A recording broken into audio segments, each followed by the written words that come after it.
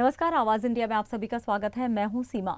मराठा गौरव गाथा को बड़े पर्दे पर लाने की एक और पहल की जा रही है। छत्रपति संभाजी महाराज पर आधारित फिल्म छावा के बाद अब देवी अहिल्याबाई होलकर के जीवन पर फिल्म बनाई जाएगी। इसका ऐलान खुद महाराष्ट्र के मुख्यमंत्री देवेंद्र फडणवीस ने किया। ये घोषणा देवी अहिल्याबाई होलकर की 300वीं जयंती के अवसर पर महाराष्ट्र के अहिल्यानगर जिले के चौड़ी में आयोजित भव्य समारोह में की गई। इस ऐतिहासिक कार्यक्रम में उप मुख्यमंत्री एकनाथ शिंदे और मुख्यमंत्री देवेंद्र फडणवीस दोनों ही शामिल हुए। फडणवीस ने कहा कि देवी अहिल्याबाई का जीवन भारतीय संस्कृति, प्रशासनिक दक्षता और नारी शक्ति का प्रतीक है। उन्होंने समाज कल्याण और सुशासन की जो मिसाल पेश की है वो आज भी प्रेरणादायक है। फिल्म का निर्माण छावा की तर्ज पर बड़े स्तर पर किया जाएगा और इसका उद्देश्य मराठा इतिहास को नई पीढ़ी तक प्रभावशाली रूप से पहुंचाना है। उन्होंने कहा कि इस फिल्म के जरिए अहिल्याबाई के संघर्ष, त्याग और दूरदर्शिता को दुनिया के सामने लाया जाएगा। कार्यक्रम में उपस्थित लोगों ने इस घोषणा पर तालियों से स्वागत किया।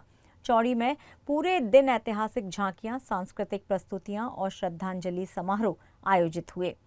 राज्य सरकार ने ये भी संकेत दिया कि आने वाले समय में ऐसे कई और ऐतिहासिक किरदारों पर आधारित फिल्में बनाई जाएंगी ताकि मराठा साम्राज्य का गौरव जन जन तक पहुंचाया जा सके। आइए सुनते हैं क्या कुछ कह रहे हैं मुख्यमंत्री देवेंद्र फडणवीस। कधी कधी इतिहास फार क्रूर असतो।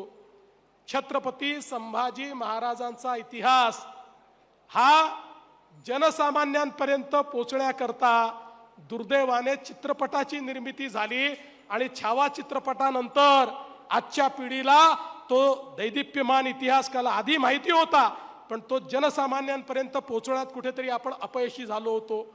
आणि म्हणून आमच्या लक्षात आलं की सिनेमा एक असं माध्यम आहे की ज्यातनं इतिहास पोहोचू शकतो। आणि म्हणून आपल्या मंत्रिमंडळाने निर्णय केलेला आहे अहिल्या मातांच्या जीवनावर बहुभाषिक कमर्शियल चित्रपट आपण तयार करणार आहोत, जो सगळ्या भाषांमध्ये त्या ठिकाणी आपण तयार करणार आहोत, जेणेकरून केवळ महाराष्ट्रात, मध्य भारतात नाही तर संपूर्ण भारतामध्ये अगदी दक्षिणेपासून उत्तरेकडे, पश्चिमेपासून पूर्वेकडे सगळीकडे अहिल्या मातांचं हे चरित्र, त्यांचं काम, त्यांचं कर्तृत्व आणि या देशावरचे आणि समाजावरचे त्यांचे उपकार हे शेवटच्या माणसापर्यंत पोहोचले पाहिजे, हा आपला निश्चितपणे या ठिकाणी प्रयत्न आहे। मी आज या निमित्ताने आपल्याला सांगतो की अहिल्या मातांकडनं आपण प्रेरणा घेऊन या ठिकाणी काम करतो आणि अहिल्या मातांनी सगळ्यात मोठं काम जर काही केलं असेल तर त्यांच्या राज्यातले जे वंचित होते, दलित होते, त्यांच्या राज्यातले जे आदिवासी होते, कातकरी होते, या सगळ्यांकरता योजना सुरू केली आणि त्यांना शिक्षण मिळालं पाहिजे, त्यांना त्या ठिकाणी रोजगार मिळाला पाहिजे, अशा प्रकारचा प्रयत्न केला।